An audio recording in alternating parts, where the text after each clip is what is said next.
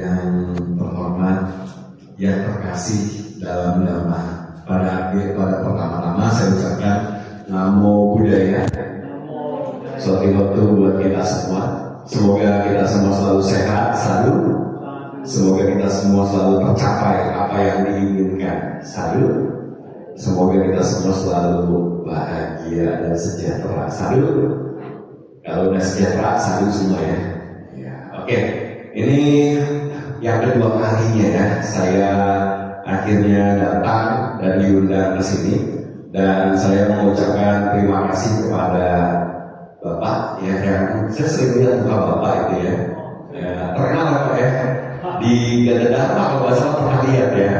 Oke, tapi juga kepada teman-teman di sini semua yang sudah memulai puja bakti kita pada siang hari yang luar biasa cerah ini. Memang cerah ya, panas ya.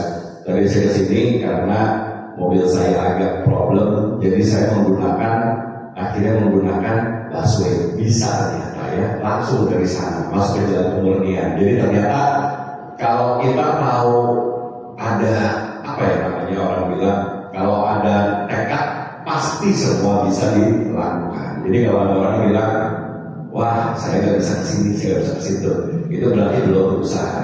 Saya ingat dulu pertama kali saya diundang ke sini, saya juga waktu itu mobil saya juga ada masalah ya. Akhirnya saya online ya, waktu itu ya Bapak ya, online, dan ternyata bisa ya, bisa juga. Jadi sekarang cara kita belajar agama nih teman-teman itu banyak ya.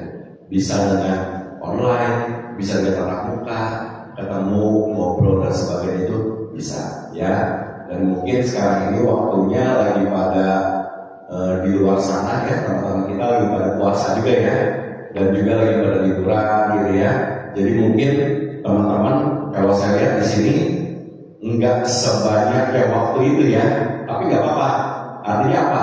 Naik turun itu biasa, benar ya. Agama Buddha itu kan agama yang simbolnya itu roda, kadang kita naik, kadang kita turun, tapi nggak apa-apa. Artinya apa? Saya sangat salut ya dengan teman-teman semua di sini yang masih mau mempertahankan ini cetia atau wihara. Cetia ya, cetia Neya Paramita ya, dan itu sangat layak diapresiasi buat teman-teman, terutama Delvi yang hubungin saya dari awal nih ya. Begitu harusnya Koniwan ya yang kesini ya, tapi karena Koniwan berhalangan saya datang ke sini karena saya pikir kalau ada satu wihara yang kosong, jangan sampai kita juga kosong gitu ya. Tadi malam saya juga itu datang ke sebuah wihara yang jauh sekali. Lokasinya itu di dekat Parung. Bapak pernah dengar Parung? Di mana tuh Parung itu? Bogor. Ya tapi Bogornya bukan Bogor kota. Kalau Bogor kota enak naik bus bisa, ya kan? Atau naik kereta bisa. Ini enggak. Ini Bogor yang benar-benar itu ada di dalam hutan. Itu ada sebuah wihara yang begitu saya datang ke sana, itu umatnya cuma 2 ya, cuma ketua wihara dan 1 umat. Saya tanya, ini kemana semua? Mereka bilang dulunya itu ramai, tapi akhirnya cuma tinggal 2 orang. Kenapa? Yang 1 itu ternyata pacarnya ketua wihara. Jadi ya mau gak mau ya, gitu kan? Tapi ya di situ jadi pertanyaan gitu ya. Ini kenapa seperti ini? Ternyata apa? Memang medan ke daerah situ tuh wah, benar-benar dahsyat ya. Jalanan itu nggak rata, Bapak-bapak Ibu. Jalanan itu nggak rata. Kenapa? Karena jalannya begini. Kalau kita di Jakarta enak ya, jalannya lurus. Kalaupun agak agak lusan, kalau cuma naik turun dikit gitu ya, kita berlomba. Ini enggak, Bapak Ibu. Ya, jalannya begini. Begitu patah di bawah, naik lagi, gitu. Jadi ketika mobil itu udah jatuh, dia susah lagi naik lagi gitu. Dan ada teman saya yang datang ke sana, itu sekali aja dia udah nggak mau lagi. Kenapa? As mobilnya rusak. Sampai segitunya as mobilnya rusak. Belum lama saya juga ke sana, saya lihat ada ambulan. Bapak Ibu tahu ya ambulan ya? Ambulan itu biasanya kalau datang ke satu tempat, dia biasanya itu sangat pengen diutamakan gitu ya. Pengen diutamakan ambulan itu, gimana pun caranya itu emang udah hukumnya gitu kan. Tapi bayangin ambulan aja yang udah pakai sirene, pakai gitu ya, itu balik lagi. Saking nggak kuatnya ngadepin medan itu. Dan memang akhirnya apa? Umatnya cuma tinggal 2. Kenapa? Karena nggak ada orang yang mau datang ke situ. Saya kan tanya sama pengurusnya, kenapa sih kok majelisnya nggak ada yang mau ke situ? Kok pengurusnya nggak ada yang mau ke situ? Banyak gambar ditanya, kok nggak mau ke situ? Mereka bilang, iya kok, medannya memang susah. Jadi orang akan berhitung, ya. Ketika orang mulai berhitung, di situ pelayanan hilang. Akhirnya apa? Orang berhitung gini, kalau saya ke sana, saya keluar berapa duit ya? Nah ini. Kalau saya ke situ, saya capek gak ya? Kalau saya ke situ, saya rugi apa ya? Saya untung apa ya? Nah, disitulah memang benar kata Buddha ya. Kita harus bukan cuma menggunakan cinta kasih, tapi harus ada apa? Kan namanya kita punya 4 cara ya untuk bisa kita itu mencapai kesempurnaan atau baik atau bahagia. Yang pertama adalah dana. Dana itu adalah kita berbagi sama orang. Ya termasuk begini berbagi. Yang kedua kita harus punya jaga sila dengan baik. Ya percuma kita berbagi kalau sila kita setiap hari melanggar gitu ya. Percuma. Yang ketiga kita harus punya samadhi. Makanya itu meditasi ya. Berapa menit itu meditasi itu? 5 menit. Saya hitung ya 5 menit tadi ya. Begitu setelah itu kita harus punya yang namanya kebijaksanaan. Tapi ya, untuk bisa sampai ke tanya itu, kita harus melalui meta dulu, ya kan? Dana atau meta, atau kita bilang berbagi karena apa? Cinta kasih. Tapi ingat, kita harus punya meta loh. Kalau orang kan begitu ya. Dan tapi ingat juga, selain punya meta, kita harus punya tanya juga. Jadi dua-duanya berjalan beriringan nih antara dana atau meta dengan tanya, gitu ya. Akhirnya apa? Banyak di antara kita yang berpikir-pikir. Ya berhitung ulang karena apa? Menggunakan tanya itu. Kalau saya ke sana rugi nggak ya? Kalau saya ke sana untungnya apa ya buat saya? Gitu ya. Nah, disinilah sebenarnya agak dilema. Ya, kenapa? Karena kita umat Buddha itu ya tidak seperti umat-umat lain. Jujur ya, tidak seperti umat-umat lain. Saya mau cerita sedikit. Nama saya Ananta Wijayananda. Nama saya ini sebenarnya sangat Buddhis, tapi sebenarnya dulu nama saya beda.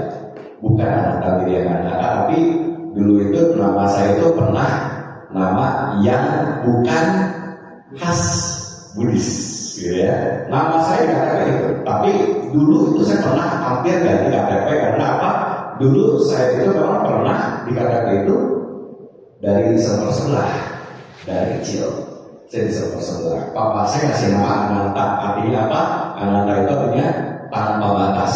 Wirya itu nama tangan saya. Semangat tanpa batas. Kandaka itu nama akhir saya. Saya dari Margakan. Mungkin Bapak Ibu belum pernah dengar ya Margakan.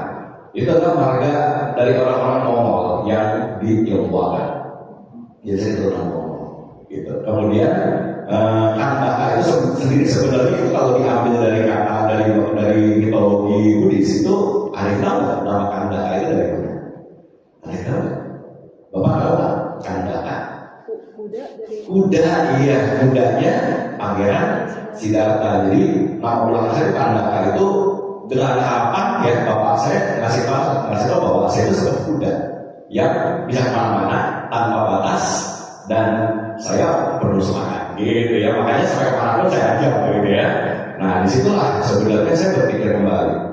Kalau kita menjadi seperti kuda, ya dengan penuh semangat tanpa batas, apakah artinya saya tidak bijaksana ketika saya bisa pergi ke daerah yang terpencil itu dan akhirnya membuat mobil saya problem, begitu ya?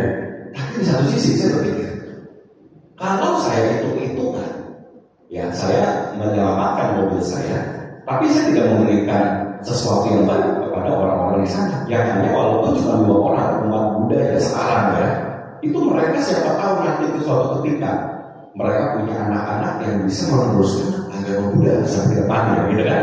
Bisa saya berpikir, karena dilema gitu ya. Kita mau berdana, mau menggunakan meta, gitu ya.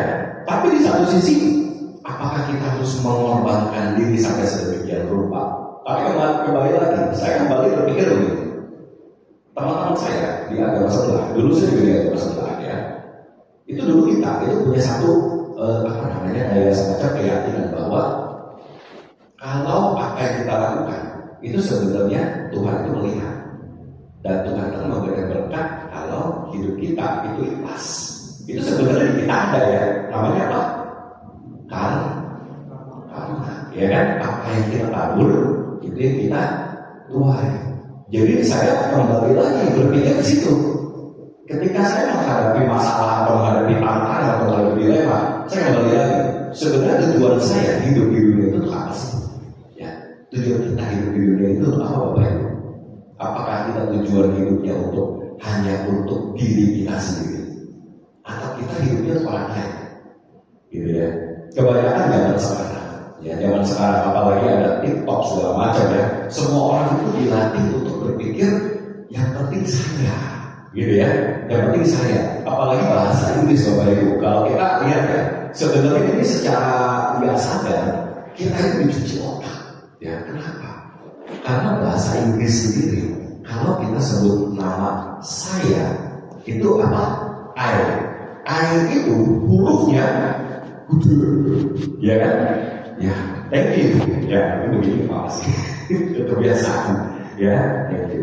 Nah, itu kita kalau menulis selalu ya. Di sini semua teman-teman ada pakai bahasa Inggris ya. Tahu lah ya. I, you, ya kan? I itu saya, you itu kamu. You itu malah I-nya kecil, ya kan? You itu kecil. Tapi I itu I-nya gede, nggak ada I kecil, benar nggak? I kecil kita disalahin sama dulu, ya kan? Di situ sebenarnya kita seolah-olah kayak diajarin bahwa yang penting itu siapa? Diri sendiri. Makanya banyak orang yang akhirnya berpikir, ya udah, semua yang penting saya, gitu ya. Kalau kita tulis sudah benar ya, semua yang penting apa? Pikiran kita sendiri, bukan saya ya.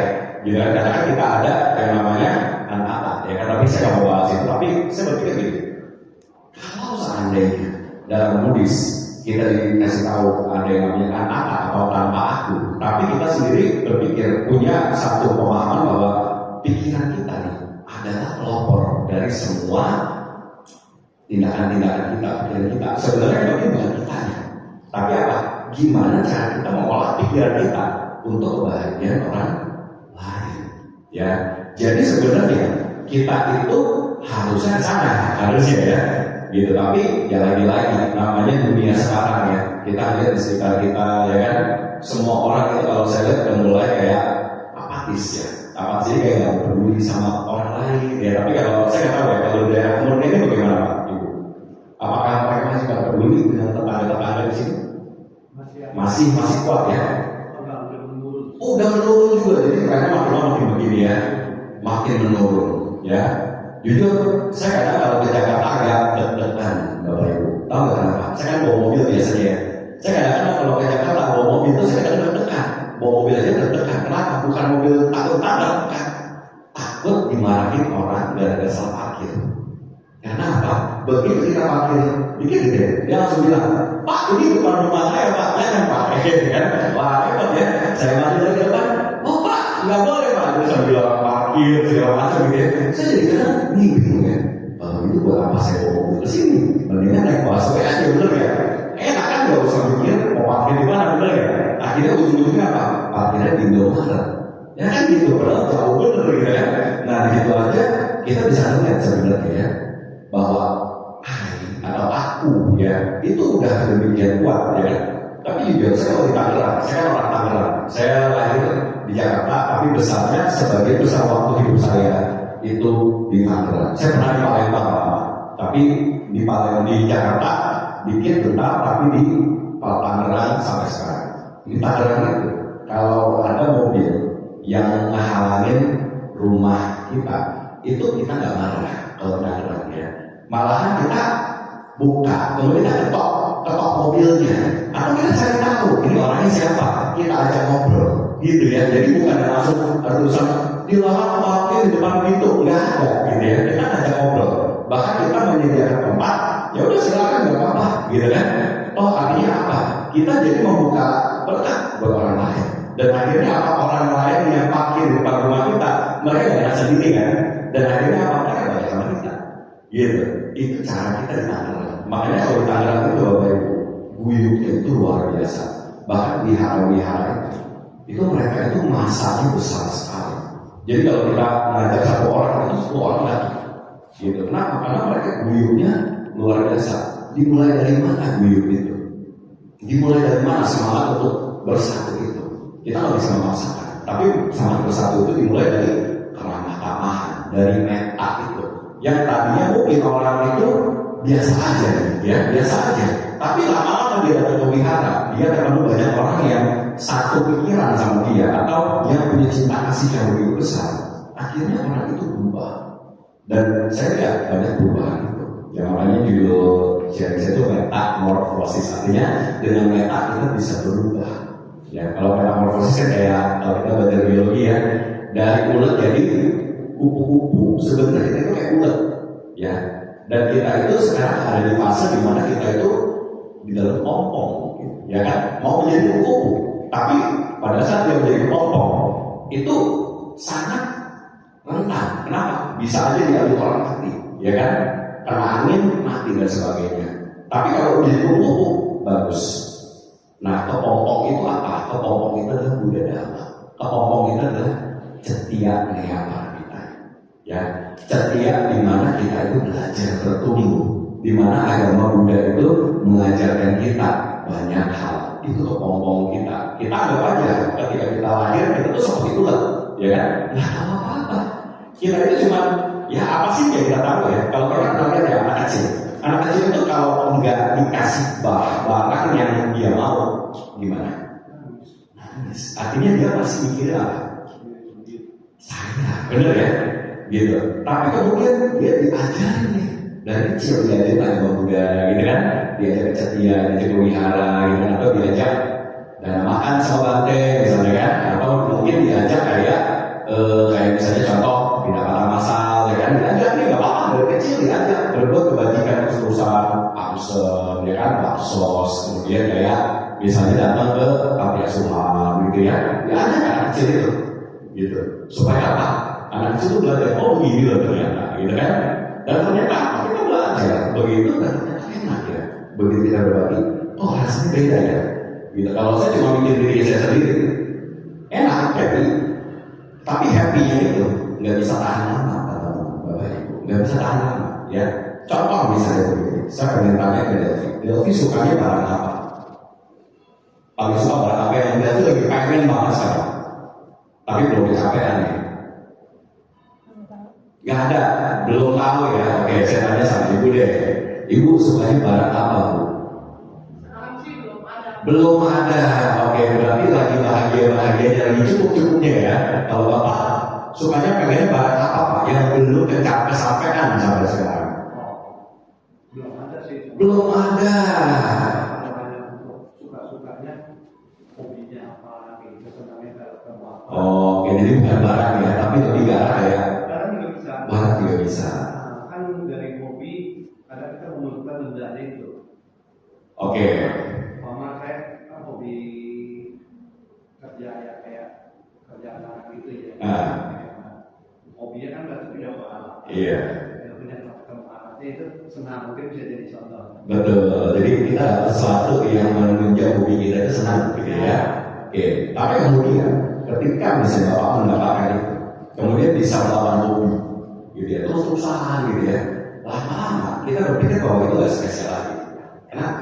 Karena kita berpikir bahwa saya nggak mendapatkan ini dan ini menjadi hal yang biasa, biasa aja, gitu kan? Tadinya gitu bagus, gitu kan? Sekarang jadi ya aja kayak begini. Akhirnya apa yang dalam hati kita tuh pengennya apa? Pengen yang lebih bagus nih barangnya, pengen yang lebih keren nih, pengen yang lebih ori nih, pengen yang bermerek nih, biasa begini ya. Akhirnya apa? Kita jadi merasa kita itu gak bahagia, kita itu cuma senang saat habis itu udah hilang, gitu kan? Dan habis itu pengen lagi, yang ada kita enggak bahagia, kita menderita terus, gitu kan? Dan ketika kita menderita begitu, bisakah kita memancarkan cinta kasih kepada banyak orang? Susah ya, karena kita sendiri menderita. Saya punya dompet, isinya 100.000. Saya pengen berbagi 500.000, bisa nggak? Nggak bisa. Karena apa? Dompet saya isi cuma 50.000. Oke lah, saya mau transfer ya. Misalnya contoh, saya punya kartu, saya mau transfer kepada ibu misalnya. Saya mau transfer 1 tapi di ATM saya cuma ada 50.000. Bisa nggak? Nggak bisa. Artinya apa? Kita hanya bisa berbagi apa yang kita punya. Gitu. Kalau kita mau berbagi meta kepada banyak orang, mau berbagi cinta kasih, apapun itu ya, wujudnya bisa benda, bisa barang, bisa hadiah, bisa waktu, atau bisa perhatian, atau mungkin bisa pelayanan, bisa ujian, ya, itu kita bisa berbagi itu semua. Asal apa? Kita udah mengalami itu semua. Kalau saya pengen berbagi hadiah, gampang. Saya punya materi, saya bisa bagiin pada siapapun. Kalau saya mau kasih pujian, saya sendiri harus sudah bisa memuji diri saya sendiri. Sudah belum kita pernah memuji diri kita sendiri? Sudah belum? Ya kan? Sudah. Kalau kita sudah memuji diri kita sendiri, kita mencintai diri kita sendiri, maka kita bisa memberikan pujian kepada banyak orang. Tapi kalau kita belum pernah bersyukur, bahkan bersyukur sama diri kita sendiri, gimana mungkin kita bisa bersyukur melihat orang lain lebih baik daripada kita? Ya kan? Atau kita memberikan pelayanan kepada banyak orang. Kalau kita sendiri belum pernah ngerasain saya melayani diri saya sendiri, ya saya merasakan pelayanan itu dari dulu bisa. Saya gimana tahu saya mau melayani orang dengan cara apa, gitu ya? Karena saya sendiri belum pernah mengalami itu, gitu. Jadi memang kita sendiri harus punya sesuatu dulu, baru kita bagikan. Kenapa saya share seperti ini? Karena saya udah praktekin itu. 13 tahun saya menjadi umat Buddha. Sebelumnya server beda. 13 tahun itu saya mencoba untuk mencintai diri saya sendiri. Memang tidak sempurna, tapi minimal saya jauh lebih mencintai diri saya daripada zaman dulu. Zaman dulu sebelum saya itu mengenal agama Buddha, kalau ada sesuatu yang tidak sesuai dengan apa yang saya mau, ini tangan hancur. Kenapa hancur? Karena setonjok tembok. Selalu begitu. Ya saya marah orang. Saya orangnya banyak fisik. Ya makanya badan segede. Saya orangnya banyak fisik. Saya kalau ada sesuatu yang saya tidak suka, either bisa banting pintu, bisa hancurin meja, bisa tonjok tembok, atau bisa hancurin kaca. Dulu gitu, ya. Akhirnya apa? Nyesel. Habis hancurin kaca, ya harus beli lagi ganti. Ya sayang, benar kan? Ya kan? Uang keluar kayak untuk mengganti sesuatu karena kita marah, gitu. Atau biasanya kita tonjok tembok nih, tangan luka, beli obat lagi, ya kan? Dan itu nggak bisa dipakai buat tulis, susah kan? Menderita kan? Menderita. Belum lagi kalau orang lain melihat, kok kamu gitu sih, ya kan? Orang lain image-nya jadi jelek gitu. Sama kayak kalau mungkin teman-teman suka nonton ini ya, Avengers ya. Ada tokoh namanya Hulk, ya kan? Hulk itu sebenarnya dokter, seorang dokter namanya Bruce Banner. Dokter ini pintar, ganteng gitu kan? Tapi kalau udah marah jadi apa? Jadi Hulk, jadi monster gitu. Apa yang dia bisa lakukan? Hanya menghancurkan. Gitu. Jadi ketika kita punya menderita gitu, punya menderita dan kita marah, kita malah menghancurkan diri kita. Apakah itu namanya self love? Tidak. Ya, self love itu bagaimana? Kita mencintai diri kita. Apapun yang terjadi sama diri kita, yuk kita mikir ke depannya. Kalau saya melakukan ini, menguntungkan nggak ya buat saya? Bukan menguntungkan secara materi ya, tapi buat saya, buat kebahagiaan saya, itu bagaimana ya? Kalau saya marah-marah, bagaimana ya? Kalau saya khawatir, bagaimana ya?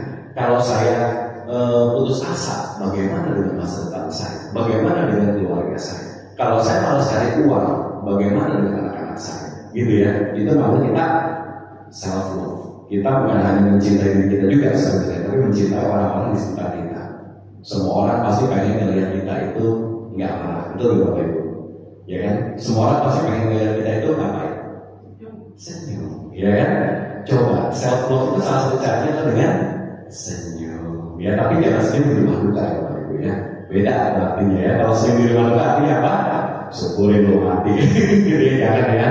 Jadi kita kalau senyum juga harus siap tempat. Ya kalau ngadepin orang biasa senyum.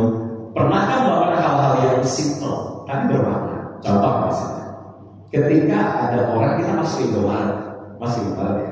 Kan ada orang yang bilang selamat pagi gitu ya, masuk gitu ya, kita masuk gitu kan, atau Lawson gitu ya, kita masuk gitu kan. Dan mereka suka bilang, ya selamat pagi, selamat datang di Lawson, atau selamat datang di Indomaret gitu ya. Coba kita senyum sama mereka. Pernahkah ibu, bapak ibu senyum sama mereka? Sering ya, kalau bapak sering bisa tahu, karena bapak dan wanita juga wajib gitu pak. Kalau enggak nanti orang lihat beda ya, sama kayak saya juga. iya Kak, gitu ya. Tapi banyak orang cuekin mereka.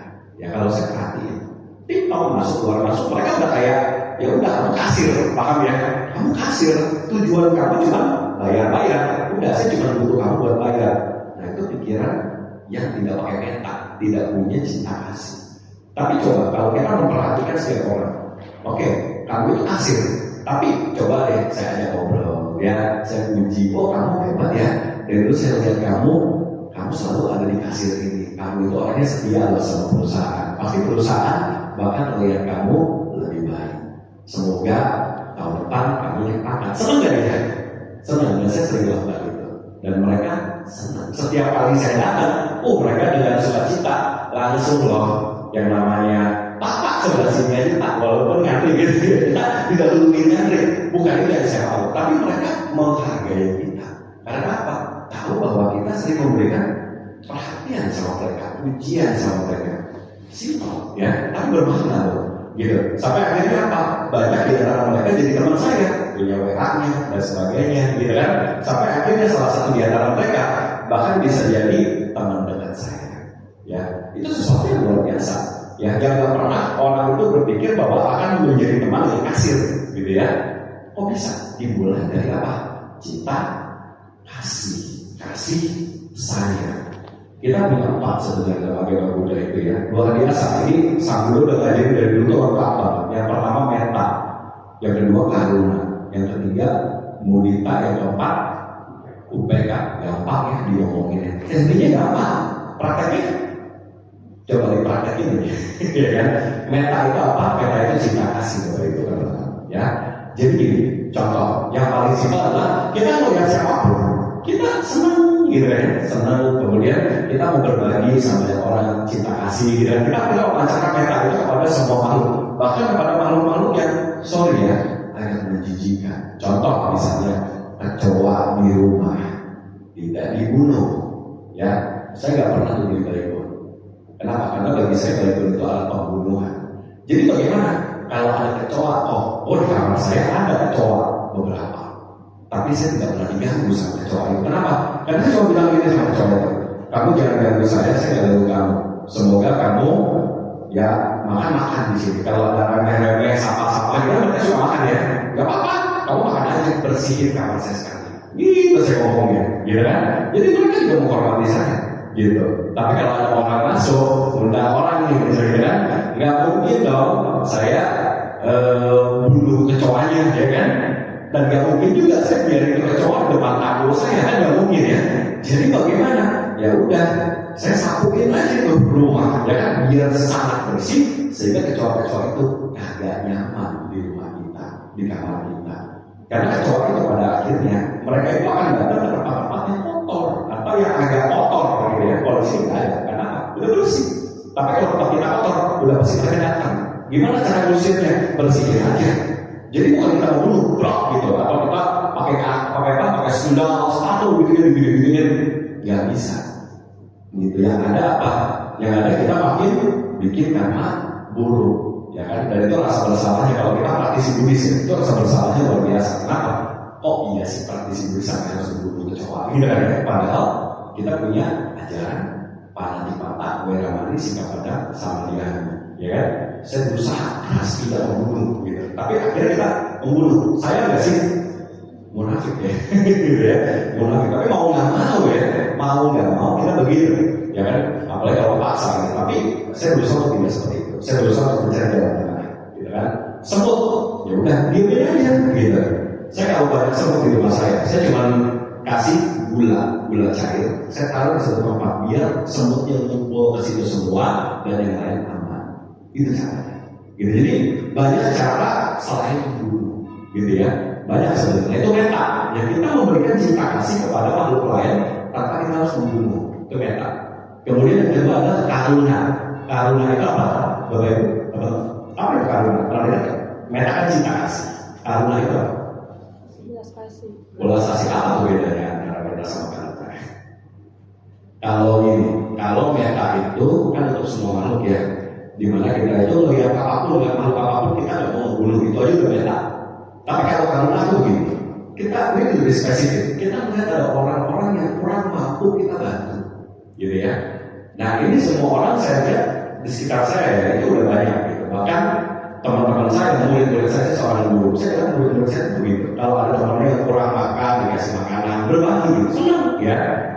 Nah itu wajar kita lakukan ya, kita berbagi kepada yang kurang mampu. Tapi masih ada aja mungkin ya sebagian orang yang memang mungkin berpikir kalau saya melihatnya kurang mampu, kalau saya berbagi, saya rugi dong, gitu kan? Kayak tadi yang saya cerita, ada wihara cetia yang kurang bagus di ujung tahun, tapi orang mau ke sana, orang mikir kan, ini sebenarnya kasihan sih. Tapi kalau saya ke sana, saya rugi, gitu kan?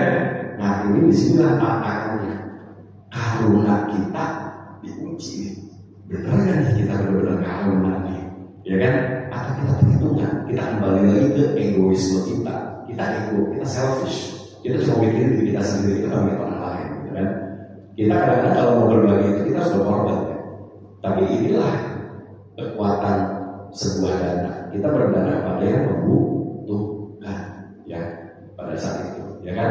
Itu yang kedua, karuna. Yang ketiga dia paling susah, apa itu? Mudita. Ini mudita itu juga salah satu yang kita harus latih. Saya sering berusaha untuk melatih ini justru di negara kita. Sekarang kan lagi rame ya. Udahlah, biarin aja saya jadi WNI, anak saya jangan, gitu kan? Ada kan? Yang sekarang itu lagi heboh kan? Saya begitu. Saya sebagai seorang Buddhis ya. Kalau melihat negara kita kurang sempurna, justru kita harus membuatnya lebih sempurna. Itu praktek karuna sama mudita. Kenapa? Kita lihat ya. Di sekitar kita banyak sekali orang-orang yang kurang mampu, betul ya? Banyak sekali, saya suka melihat, karena saya suka kemana-mana gitu. Saya suka melihat banyak orang yang hidupnya itu, mengerikan. Maksudnya mengenaskan, kayak bagi mereka dikasih 1 juta aja, itu mereka harus sujud syukur banget buat kita. Padahal bagi kita 1 juta habis ya kayak seminggu, betul. Bagi mereka 1 juta itu bisa berbulan-bulan, bahkan ya. Itu bisa seperti itu. Itu mereka sangat kurang sekali. Ketika saya datang ke tempat mereka, saya cuma dikasih apa? Yang paling mewah dari kehidupan mereka adalah nasi goreng. Yang which is bagi kita makan di sore yang paling bisa. Tapi mereka ngasih nasi goreng aja, itu udah yang paling bagus yang bisa mereka kasih kepada kita. Sangat kurang sekali. Ya, disitulah kita melatih karuna kita dan mudita kita juga. Kenapa? Karena ini, ketika kita melakukan karuna kita, suatu ketika mereka lebih baik daripada kita, benar kan? Suatu ketika mereka mungkin akan lebih hebat daripada kita. Kita juga harus bersyukur bahwa kita dulu pernah memberikan mereka kehidupan, gitu ya. Atau orang-orang sekitar kita banyak yang lebih kaya daripada kita, nggak apa-apa, biarin aja. Kenapa? Karma mereka beda sama karma kita. Zaman sekarang itu susah ya, karena di TikTok itu Bapak Ibu terutama ini bahaya ya. Gitu. Saya bukan bilang TikTok itu bahaya, tapi konten-konten kayak kadang-kadang itu perlu pengawasan dari orang tua. Gitu. Saya selalu mengajarkan anak-anak murid saya, kalau lihat TikTok, konten-konten TikTok ada orang punya 100 juta dalam waktu misalnya 20 tahun, jangan ngiri. Kenapa? Jangan pernah ngiri sama orang. Kenapa? Siapa tahu dia dulunya itu pernah berbuat kebajikan di kehidupan lampau. Sekarang baru berbuah, ya kan? Kenapa kita nggak dapat tuh 100 juta waktu 16 tahun? Bahkan ada seorang anak namanya, saya lupa namanya siapa, dia bilang, saya umur 8 tahun, saya dapat 100 juta pertama. Kita malah senang. Siapa namanya? Rio Pitaro ya kan? Itu kita malah senang loh, ya kan? Jangan langsung kita iri lah. Ini anak kecil kok tahu apa kok dapat 100 juta pertama gitu kan? Apa gitu? Kita iri. Tapi kalau kita iri, oh ya udah, mungkin dulunya si Rio Pitaro ini dia pernah bikin kebajikan yang luar biasa di kehidupan lampau. Sekarang dia dapat segitu banyak, benar nggak? Kita pernah lihat ada orang-orang yang terlahir sebagai anak pangeran. Begitu lahir gak usah mikirin tagihan listrik, gak usah mikirin tagihan rumah, gak usah mikirin pajak segala macam. Kenapa? Karena mungkin dulunya di kehidupan lampau dia sudah banyak berbuat cinta kasih. Sekarang berdapat. Gitu ya. Jadi kita melihat mereka yang sudah sukses. Kita tidak melihat mereka sekarang iri, tapi kita melihat, oh mereka dulunya berbuat cinta kasih yang banyak buat banyak orang. Sekarang dia dapat. Nah, sekarang gimana nih saya nih? Apakah saya mau ngiri dan bikin karma buruk, atau saya mau banyakin karma baik? Dia ikutin langkah dia, bikinlah karma baik di kehidupan kita kali ini, gitu kan? Supaya apa? Kehidupan kita berikutnya jauh lebih sejahtera, gitu kan? Ini yang susah, gitu. Tapi kalau kita Buddhis, ya kita harus ingat semua makhluk itu karmanya beda. Mungkin ada ya ngelihat di sekolah, oh ada ya yang nggak usah belajar tapi nilainya bagus-bagus, mungkin gitu kan? Nah jangan iri juga, kenapa? Karena mungkin di kehidupan lampaunya dia profesor, ya. Jadi sekarang karena dulunya dia profesor, sekarang dia terlahir udah pintar alamiah, gitu ya. Kenapa? Ya karena semua yang udah kita lakukan itu akan berbuah, teman-teman. Ya, jadi kalau kita nggak ada buah yang bagus di orang lain, kita nggak ngiri. Kenapa? Karena kita tahu dia layak dapat buah itu sekarang, ada dulunya dia udah nemu. Kita udah nemu, gitu ya. Nah, situ itu namanya apa? Mudita. Itu bagian dari meta juga. Kita berbagi meta pada banyak orang itu. Sekarang teman-teman kita lagi pada puasa, ya kan? Di suasana puasa. Jangan kita mikir, puasa nih gara-gara orang puasa, ya kan? Misalnya contoh, ini rumah-rumah makan pada tutup-tutupin gitu segala macam. Kita bisa harus berterima kasih loh sama mereka. Kenapa? Karena dengan orang berpuasa itu, pertama minimal ya, kita itu bisa punya kesempatan melatih diri untuk menahan diri juga, ya kan? Gak makan depan mereka dan sebagainya, ya kan? Kemudian mungkin kalau udah sore kita melihat mereka itu buka puasa bareng, kita senang. Kenapa? Akhirnya ekonomi jalan, betul ya? Ya kan? Ramai kan ekonomi jalan. Pagi-pagi mereka sahur, artinya apa? Mereka beli barang, artinya bagus buat pedagang-pedagang. Dia udah mulai sore jam 3 pagi, jam 3 sore kan, jam 4 sore mulai banyak takjil pinggir jalan, dan banyak yang jual-jual itu mereka untung gede, gitu. Kita melihat positifnya dari semua hal yang ada di dunia ini. Sehingga apa yang terjadi? Kita nggak ada namanya rasa iri, rasa benci, rasa dengki dan sebagainya. Tapi kita cuma lihat apa?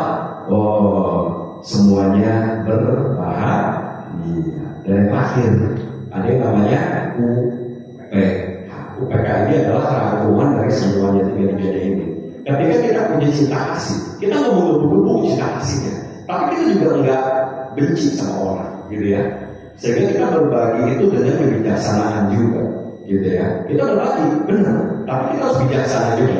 Nah kalau kasus kayak tadi, oh boleh nggak sih saya ke Parung gitu ya, sekali datang saya hancur, mobil saya hancur, kemudian mobil saya diservis lagi, kemudian tapi saya cuma memberikan itu, tapi saya nggak dapat apa-apa, saya malah rugi. Boleh nggak? Kembali lagi, kita hidup di dunia ini buat apa? Kembali lagi tujuan itu. Ya, kita sebagai murid Buddha tujuannya buat apa? Tujuan kita hidup di dunia ini buat apa sih? Pernah nggak ada yang nanya gitu? Tujuan Delvin apa itu di dunia ini sebagai murid Buddha? Apakah menjalani kehidupan begitu aja, makan tidur, kerja gitu, gimana? Untuk apa? Ibu, untuk apa? Untuk meningkatkan lebih baik lagi. Menjadi lebih baik lagi ya. Itu jawaban asik semua yang gitu ya. Kalau Bapak? Yang menambah kebaikan. Menambah kebaikan. Mengikis kotoran. Mengikis kotoran batin. Nah ini juga jawaban banyak ya gitu ya. Ya, rata-rata semua jawabannya mirip ya. Tinggal kitanya gimana, ya kan? Kalau saya sendiri jujur ya, saya ketika menjadi umat Buddha saya pikir hidup itu seperti ini, ya, lilin itu menyala, gitu. Dan ketika menyala itu, saya bisa menyalakan lilin yang lain, gitu ya, menjadi terang dalam kegelapan, bagaikan teratai yang tumbuh dalam air yang sangat kotor, ya kan? Saya tidak ada dalam waktu di situ. Simbol teratai apa ya? Itu ada maknanya. Kenapa teratai? Karena teratai itu tumbuh di air yang kotor. Bayangin di dunia kita ini ada banyak kotor. Kita menjadi orang yang baik dan kita bisa memberikan keindahan, keharuman kepada banyak orang. Seperti lilin, kita memberikan cahaya kepada banyak orang dan cahaya itu dapat hilang ketika kita berbagi. Tapi masalahnya apa? Ketika lilin itu dinyalakan, habis ya begitu. lama-lama habis ya, dia udah pendek ya. Lilin-lilinnya akan habis. Ketika habis dia padam dengan sendirinya. Gitu. Di situ sebenarnya maknanya gini. Lilin itu adalah kita. Kita berbagi kebajikan ya kepada banyak makhluk. Tapi kita juga mengorbankan diri kita. Gitu. Parami yang kita kejar ya. Ingat kalau misalnya mungkin Bapak Ibu mikir, saya umat Buddha, saya harus mikir diri saya sendiri dulu. Ingat, kita ini umat Buddha ngikutin jalannya Sang Buddha, betul? Dulu Sang Buddha, sebelum menjadi Sang Buddha, dia menjadi Bodhisattva. Apa yang dia lakukan selama 500 kehidupan? Menyempurnakan parami. Dan dia menyempurnakan parami sambil berdana aja dulu, terus berdana dulu, mengorbankan diri tidak apa-apa. Yang penting sempurnakan parami. Hidup kita untuk itu. Gitu. Jadi ketika ada yang bilang, kok lu mau sih gitu, duit 100 juta lu hilang gitu ya. Saya bilang, saya itu punya uang 100 juta buat apa sih? Sebenarnya saya nggak pakai semua itu kok. Saya bilang, saya nggak pakai semua itu. Saya nggak pakai uang 100 juta itu, saya nggak habis kok. Makan saya apa sih? Nasi goreng makan saya. Saya makannya cuma di warteg doang. Saya jarang kopi, ya saya jarang ngomong, saya jarang nikmatin restoran-restoran mewah. Jarang. Kenapa? Karena bagi saya bukan itu tujuan hidup saya. Tujuan hidup saya adalah saya sebagai umat Buddha, saya ingin berbagi banyak orang. Saya ingin menjadi yang terbaik buat banyak orang. Saya ingin memberikan yang terbaik buat banyak orang. Makanya apa? Udah, saya bagian aja. Dari 100 juta ludes sampai cuma tinggal cukup untuk makan sehari-hari. Tapi saya tidak bisa. Kenapa? Karena bagi saya itu dana yang luar biasa. Karena ketika saya lihat, ada orang butuh ini, saya kuliahin. Dia butuh kuliah, saya kuliahin. Dia butuh buat pengobatan rumahnya, saya kasih. Udah gitu aja kayak merasa kayak saya punya uang, saya pakai aja. Buat apa? Buat mereka supaya kehidupan mereka jadi lebih baik. Gitu. Dan akhirnya apa? Karena baik pun akhirnya apa? Berbuah, berbalik dong, berapa kali lipat. Kenapa? Itulah karma baik yang luar biasa Bapak Ibu. Jadi kalau kita percaya, yakin banget dengan agama Buddha, kita yakin dengan karma itu. Apa yang kita bagikan itu akan kita tuai. Ya, jadi kembali lagi metamorfosis itu apa? Kita dengan meta itu kita mengubah diri kita yang tadi kita perhitungkan, yang tadi kita berbicara, yang tadi kita dimusuhin orang. Yuk kita ubah diri kita dengan cara apa? Banyak-banyak berbagi. Berbagi apa? Macam-macam, ya. Ada yang berbagi pelayanan, berbagi pujian, berbagi sentuhan hati misalnya, gitu kan? Berbagi hati, misalnya berbagi waktu, dan yang terakhir ini berbagi hadiah, gitu ya.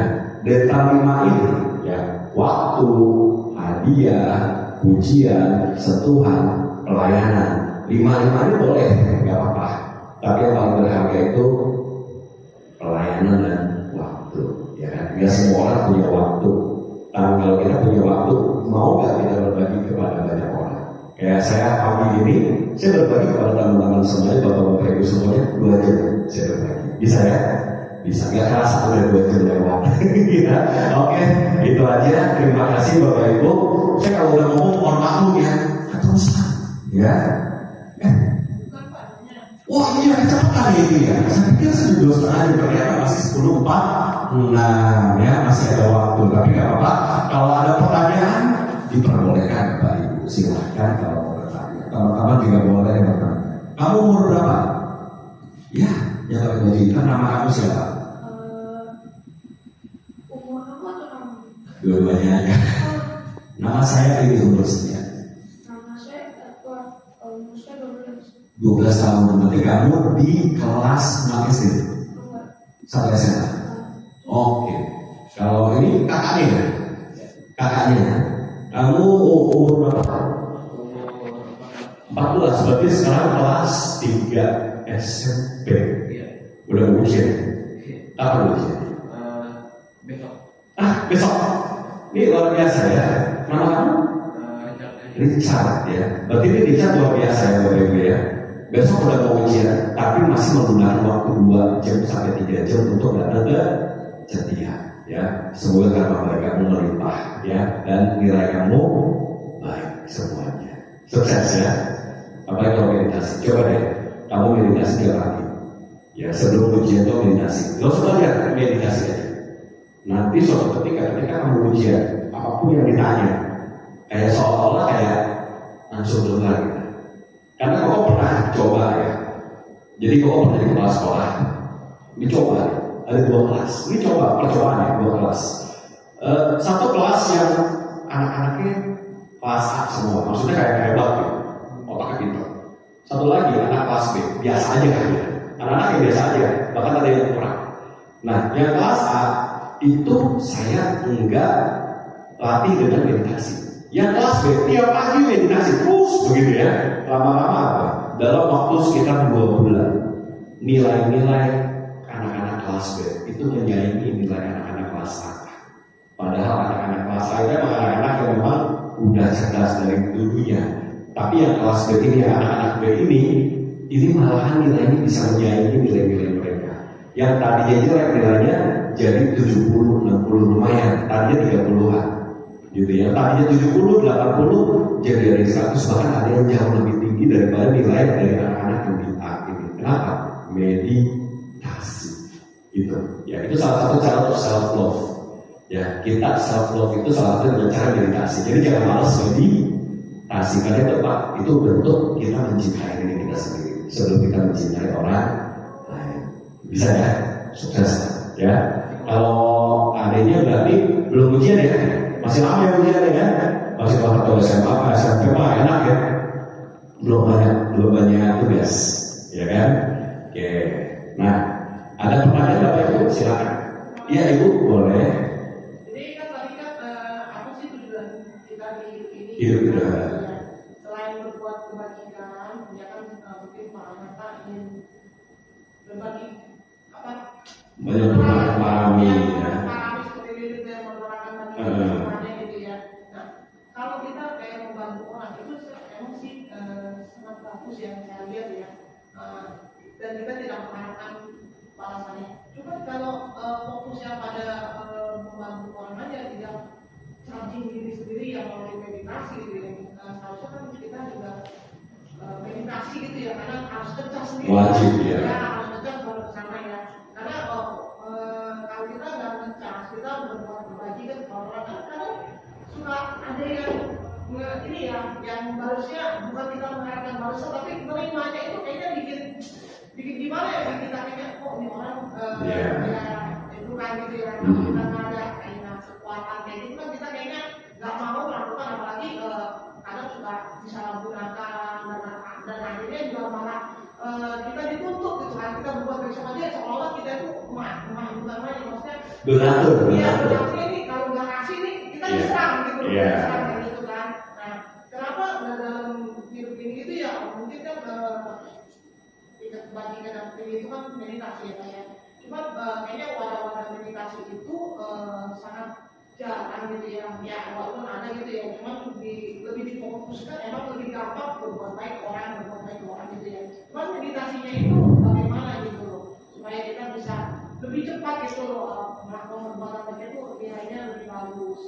Oke, baik, ini pertanyaan bagus itu ya. Memang benar, saya setuju banget dengan itu, karena gimana pun ketika kita hanya berbagi saja tanpa meditasi, kita cenderung untuk kembali ke ego lagi. Kita berbagi tapi kita lupa tujuan kita berbagi itu apa. Gitu ya, ada apa? Kita berbagi hanya pengen dihormati. Banyak orang kayak gitu kan. Saya mau berbagi nih, tapi saya pengen dong nama saya dari atas itu gitu kan. Sebagai dokter tinggi, itu namanya berbagi tanpa samadhi. Gitu. Justru samadhi itu harus berbarengan dengan berbagi. Jadi ketika kita berbagi, jangan lupa setiap hari itu kita harus cas, sama kayak baterai handphone kita ya.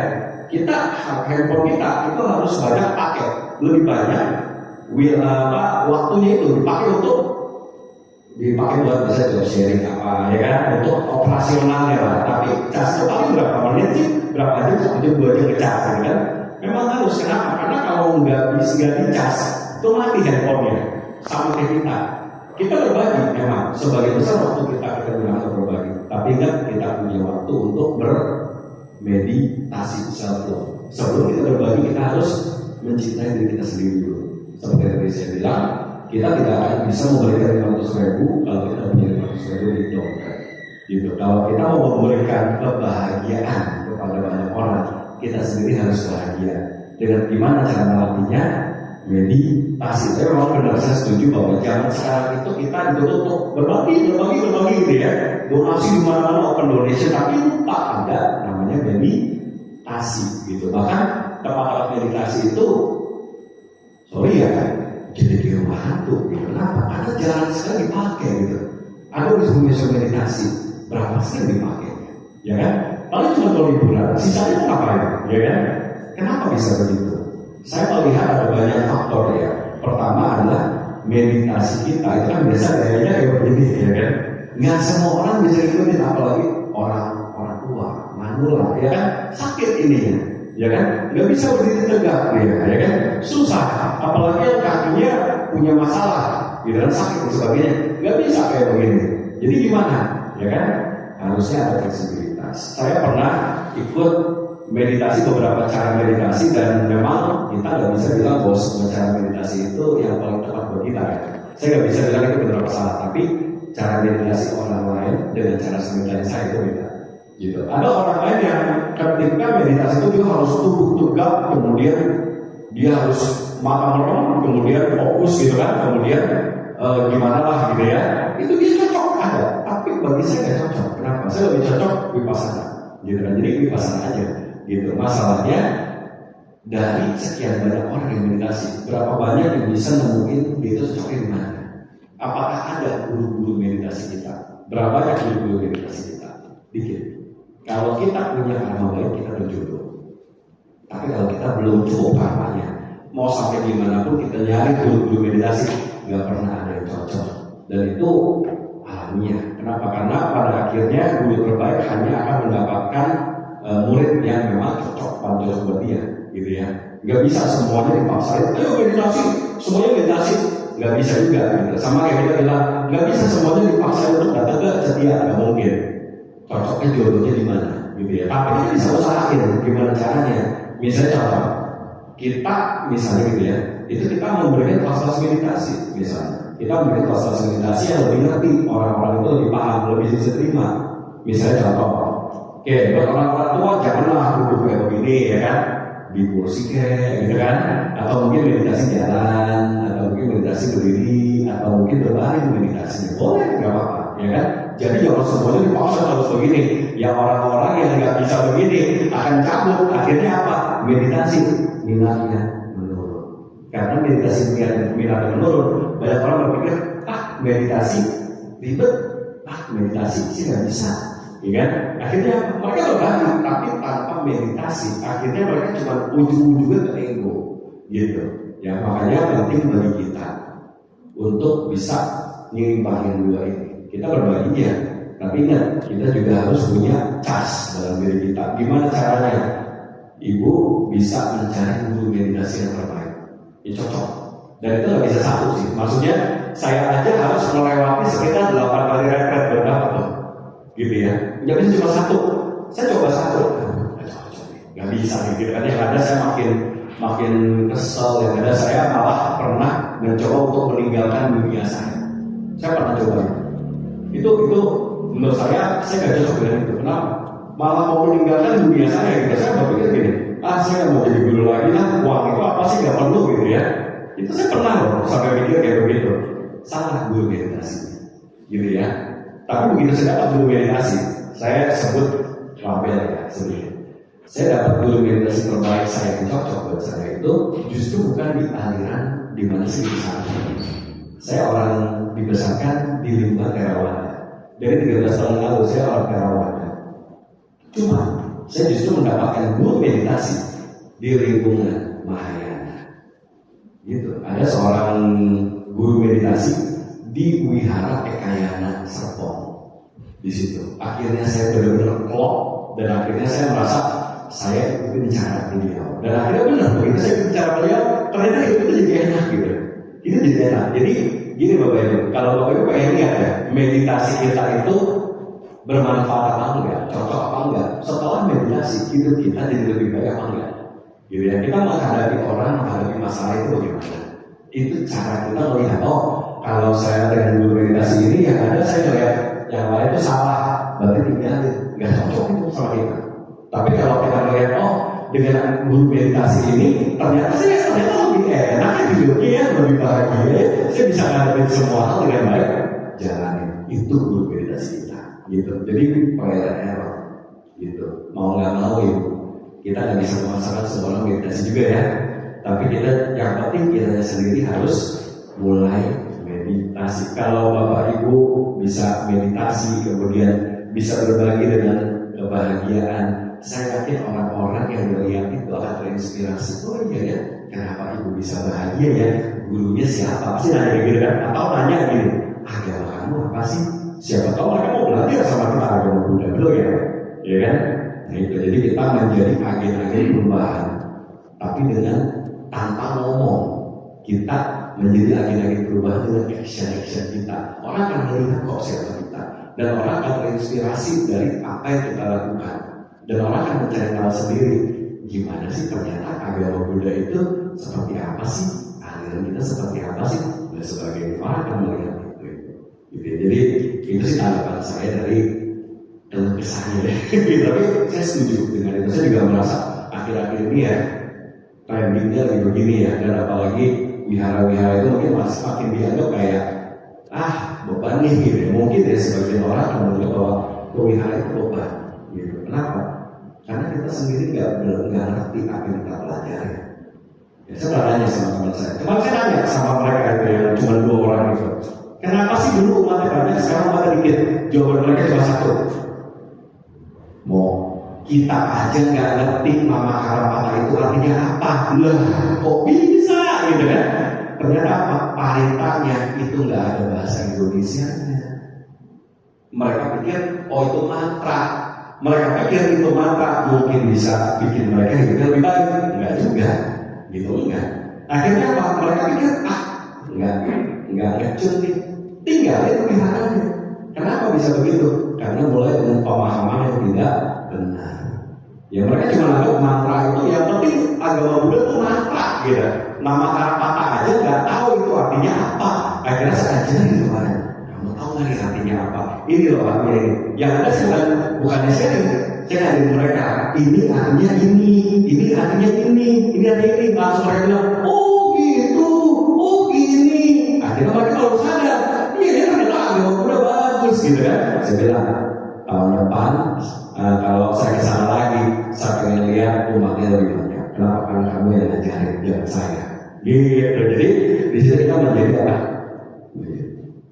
Gitu ya, itu sih tujuannya. Ya, boleh. Boleh. Bapak kan cocok tuh sama yang tadi itu yang di kantor ya. Kayaknya.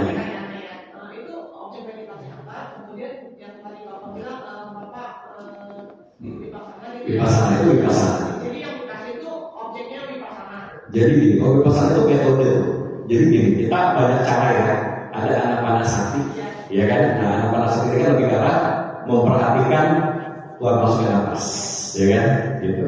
Nah, kalau saya nggak bisa begitu. Enggak, saya ini jadi kan Bapak kan dapat objek meditasinya, caranya kan ada sama. Caranya Vipassana. Nah, jadi kalau itu Vipassana kan. Nah, Vipassana apa yang dijalankan? Jadi Bapak merasa kayaknya lebih happy dan Oke. itu. Jujur ya, gitu ya. Beliau ngajarin sebenarnya cuma Vipassana doang. Tapi beliau nggak kasih tahu Vipassana apa. Tapi beliau cuma kasih tahu satu kalimat yang mengubah kehidupan saya, yang mengubah persepsi saya tentang meditasi. Dia bilang gini, tidak wajib duduk dengan tegak dan sebagainya. Yang penting sadar apa yang kita lakukan. Itu aja langsung mengubah kehidupan saya. Jadi ketika saya meditasi gitu ya, ketika saya keluar masuk nafas gitu, saya sadar nafas masuk, nafas keluar gitu. Kemudian ada gatal-gatal di sini, ada gatal kan?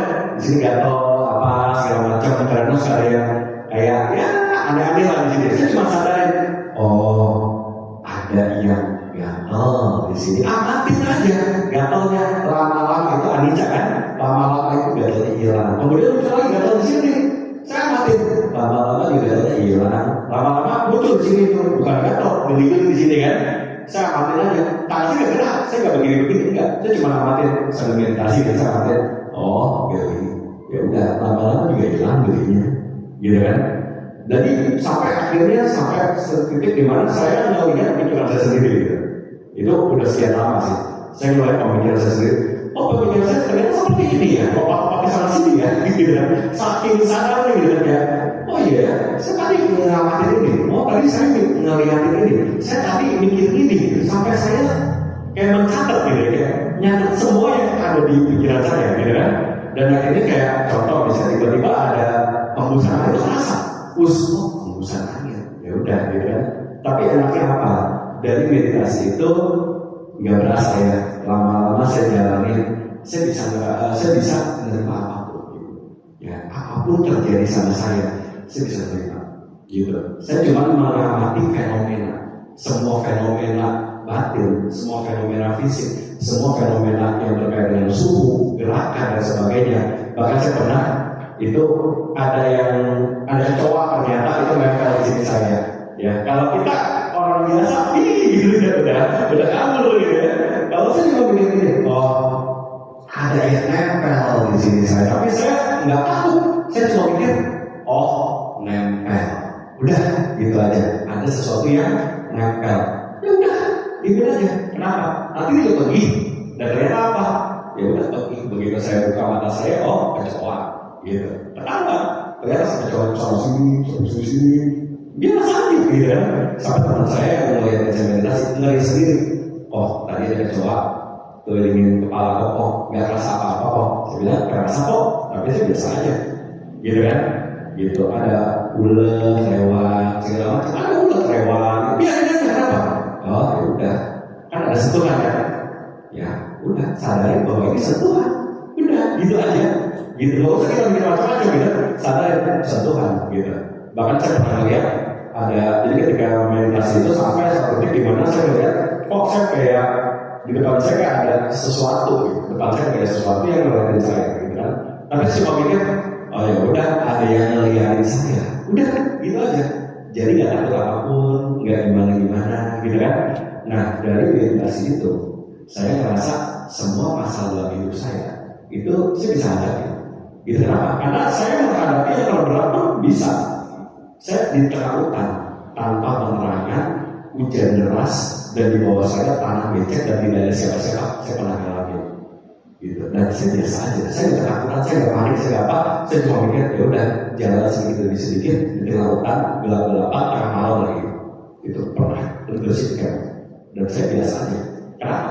Terlatih gitu ya, dilatih. Jadi kalau ibu mau ya kayaknya semua. Jadi waktu pelatihannya itu posisi Pak itu meditasinya duduk gitu ya. Duduk bisa. Kedua juga tahu gitu ya. Sadar. Kalau seandainya pertanyaan saya juga nih, kalau seandainya kita latihan meditasi di pasar itu, ya itu kan cuma pembayaran. Tapi kalau seperti alchemy atau itu masa kita gimana aja sih Pak? Nah satu itu kedua latihan di pasar lainnya Bapak itu apa cuma posisi duduk aja atau nanti setelah ngapain ya tetap di pasar gitu. Contohnya kayak tadi di jalan Simbukan kan sadar itu kalau dari pasar kan. Nah itu dia yang pertama itu kalau misalnya latihan di pasarnya duduk aja. Yang kedua sih kenapa paling jijik ya bau gitu ya. Kalau jemping atau kaki seribu maksudnya ya. Jujur kaki seribu pernah masuk dan lewat sini saya tahu ini keras ya kan keras. Kaki seribu itu dia kaki seribu kelabang itu kan berbahaya. Kalau kaki seribu biasa aja. Kenapa? Kita sentuh dia malu ya kan. Justru mereka yang malu kita sentuh gitu dia langsung melingkar kaki seribu. Tapi kalau kelabang lebih bahaya beracun ya. Saya pernah masuk itu takut ini gitu kan tajam dulu di sini tajam gitu kan. Tapi saya pikir gini ya udah ya apa saya cuma amatin itu aja dan saya nggak berpikir bahwa itu kelabang dan saya takut. Kenapa? Karena mereka akan bereaksi ketika kita bereaksi ya. Kelaparan itu ketika kita bereaksi begitu itu bagi mereka cepat dan mereka harus gitu akan menggigit gitu dan saya takut. Tapi saya mikir ya udah saya sadarin ada yang tajam lewat. Saya nggak mikirin itu makhluk apa. Saya cuma mikirin itu ada jam tajam lewat di sini gitu kan. Ya udah sadarin aja. Tapi lama-lama ya kan gitu. Dan ternyata benar karena saya diam mereka tidak menggigit karena saya diam gitu. Tapi ini ya ini jangan diulangin ke semua orang not for everyone. Gitu ya. Makanya kenapa meditasi kalau kita mau latihan tepatnya yang enak untuk menghindari yang seperti itu. Kalau saya mau waktu itu meditasi di wihara tapi sampingnya itu hutan, gitu. Jadi banyak kayak gitu. Tapi saya coba begitu. Kenapa? Saya udah mau coba, udah bertekad ya, ngelatih diri gitu. Ngelatih diri saya mau bertekad itu. Tapi jangan sekali-kali dicoba sama orang awam, ya, not for everyone, ya, gitu. Kalau awal-awal gimana ya udah datang aja ke wihara yang bersih, yang bagus, ya kan. Latihan meditasi di sana. Tapi lama-lama kalau udah mulai terlatih, baru pelan-pelan ya. Sama kayak anak kelas 1 SD, jangan dihantam pakai fisika, nggak bisa ya. Tapi kalau udah mulai kelas SMP, SMA, ya kasih pertanyaan fisika ya lebih ngerti. Begitu Bu. Itu yang pertama. Jadi kita harus bijaksana juga. Kalau level kita belum sampai kayak begitu, lebih baik kita jaga diri. Minimalkan ancaman-ancaman dalam diri kita, tapi kita enggak memilih ya. Oh saya kayaknya nyaman ada AC-nya ukuran sekian, ada suaranya enggak kayak gitu ya. Tapi ikutin aja perihal. Itu dulu. Tapi kalau emang udah yang terlatih, udah sering ya, udah sering, saya bukan bilang terlatih, tapi udah sering, gitu kan? Karena sering jadi udah biasa.